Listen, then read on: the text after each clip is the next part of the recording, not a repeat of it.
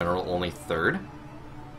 So generally Terrans tend to be take a little bit more bases than usually, then push, or try to expand towards their opponent. Yeah, but it's a little bit also unsafe for Protoss players on this particular map because of the double bridge that's at the right outside of the natural. So it's really hard to cross the bridge once the Terran player sieges up in that particular area. But enough with the chit-chat, let's introduce our players. Spawning in the bottom left position of Blue Protoss this time, he is down 1-0. He is Axiom's CranK.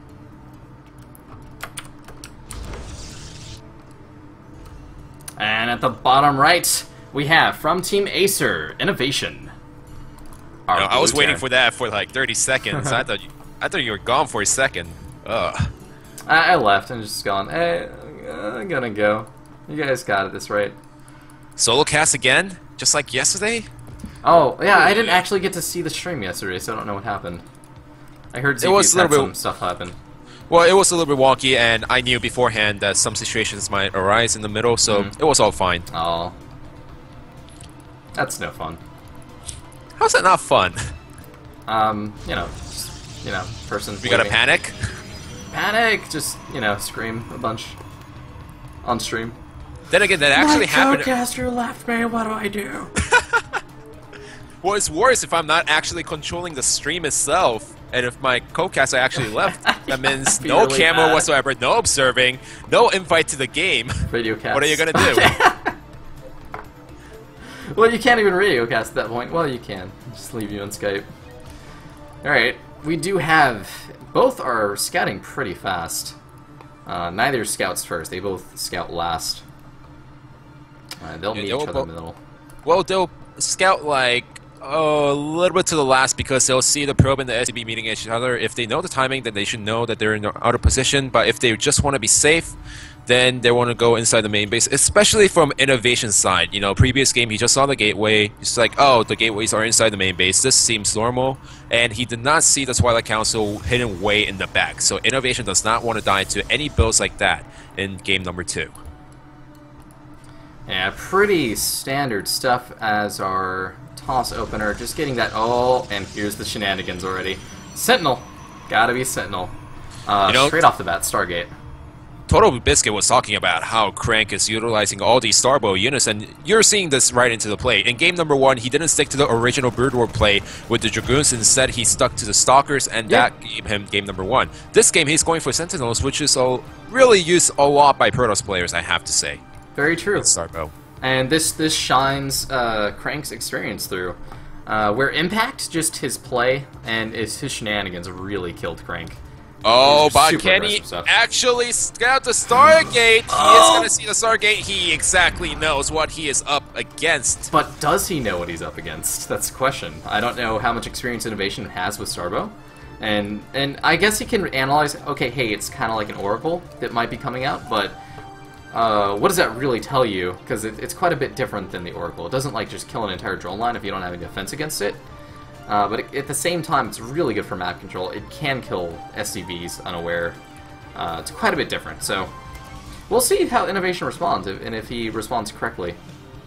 Yeah, well, so far we don't have any eBay, but he is pulling back the Marines into the main base. So it seems like he knows that the Sentinels are coming, and he's going to place the units right in the position. But how many Marines does it take to take out a Sentinel?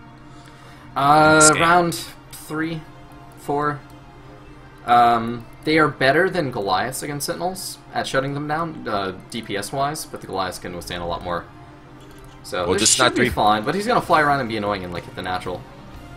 Yeah, well, all he has to do is bounce back and forth while he is taking a Nexus for himself while adding additional gateways. Just scanning inside the main base to see if there's any Sentinels coming out on the way, and yes, INnoVation hits it perfectly. He sees a second Sentinel, also sees the third Sentinel being queued up, so he exactly knows what he is up against. And this will be really annoying, because Sentinels, they're kind of like Oracles, but they don't, kill things. They have an auto attack that costs no energy, but it's more like a more powerful Sentry attack. While the Sentry themselves have 2 spells, they can reveal things called Glare, and that lets you just, in a short radius, see cloaked units. And then there's this thing, which shoots mines. They're flying mines that take a bit to activate, and then they blow stuff up and slow them down. But still, I have to give credit to INnoVation. He split the 2 Marines perfectly, so the Nowars split evenly among those 2 Marines instead of clump of Marines that he had at the front. With the Goliaths coming out and the eBay finishing, he really doesn't want these Sentinels to do any damage whatsoever.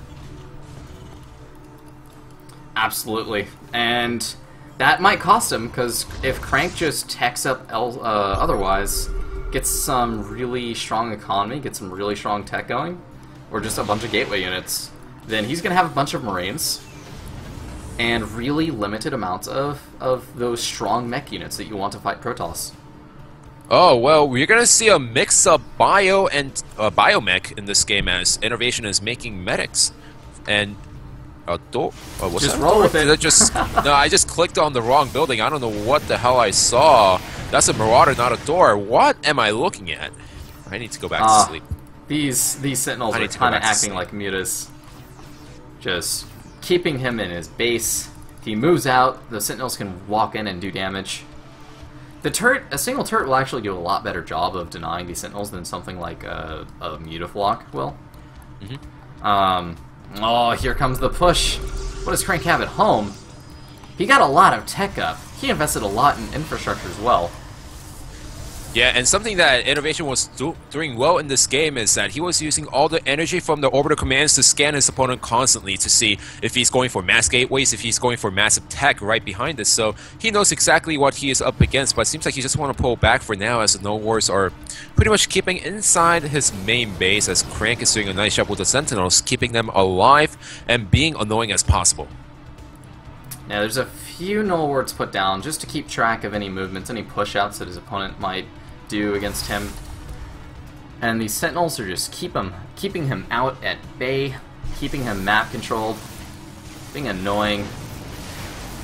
Not doing a pretty good job. These Sentinels are doing work. Yeah, he's just... I mean, the point of the Sentinel right now is to be annoying as possible, but the key point is it doesn't matter if it kills so many SCVs or Marines, but just to be annoying, so the INnoVation always has to pay attention to its natural and the main at the same time. And these Sentinels are doing a nice job trying to take down the refinery. The Marines finally arrive, but he also knows that the Marine stim is done, which means that INnoVation is spending heavily into bio units. Stream says INnoVation game 1. Yeah, it's INnoVation game 1. It's there. Yeah, why not? I mean, INnoVation wins games. What's wrong with you? INnoVation wins games no matter what. Even though he typed out GG and it said no. CranK won. Oh, CranK won game 1. Oh my god. Oh, yeah, you're right. CranK did the soccer play. Yeah, CranK won. DT soccer I was trolling right there for a second. Wait, what? Whoa, that's what a is big, going on? scary army biomech. That's so many Marines, so many tanks. Oh, but the Nowars are doing a nice job just delaying these Marines from pushing out. Remember, there is a medic to heal these units. But CranK, what does he have at home? He's trying to go for really fast arbiters. Yeah, but I don't know if this is going to work because one, INnoVation has 2 orbital commands. All he has to do is scan under it. And 2, Z-Zealots and Dragoons are going to melt to the tank and the bio forces that INnoVation has. The classic Deep 6. Was it Deep 6? I don't know if it was Deep 6 or Deep 5. I don't care because this is biomech coming. And CranK doesn't have enough units to defend against this. How's the energy on these orbital command centers? Not enough energy for scans. His push is going to be completely denied just based on that one Arbiter. Arbiters, if you are new to Brood War units, this unit cloaks all the units around it and can also warp units to it. It can recall units to it, unlike a mothership core. A mothership, yeah, that recalls units to a structure. So you can fly an Arbiter into like your opponent's main base and just recall a bunch of units in there. You know, I'm just going to go for the Korean recall when something like that happens. But, oh, smart INnoVation. He's going to set down the turrets, knowing that his opponent doesn't have enough units. He's going to have free detection over here. He does have the scans available now on the natural and the main. The siege tanks are in the worst position possible for CranK as they're just going to chip away on the Nexus. CranK, even after having the Arbiter, all-powered Arbiter Tribunal, which means that he only has 1 stasis field, but can he get the Furpex stasis on the siege tanks? He's going to get 5 of them. That's a really nice stasis, and that's going to be a chance for CranK to actually engage into this. Here comes the Zealots, but there's too many Bio Forces, and there's a siege tank waiting in the back, but the stasis forces are doing a nice job just denying INnoVation from attacking too much. Is this going to be the break that CranK needs right now? Seems like he's doing a nice job chipping away, but INnoVation has too many Marines in the back with the siege tank support. and CranK does not have enough units to break out. No, and CranK has just lost so many units now, and all those siege tanks are about to become unstasised. And he's just leapfrogging. He's going to take down the natural in no time. That was the one perfect chance that CranK had to breaking out of the siege tank line. The stasis was perfect, and he tried so best, but it's not going to work out as he just didn't have enough units to counter the Marines that INnoVation had with an easy detection from the turrets that he set up at the natural. So that's going to be it. GG is called, and INnoVation ties up the series 1-1.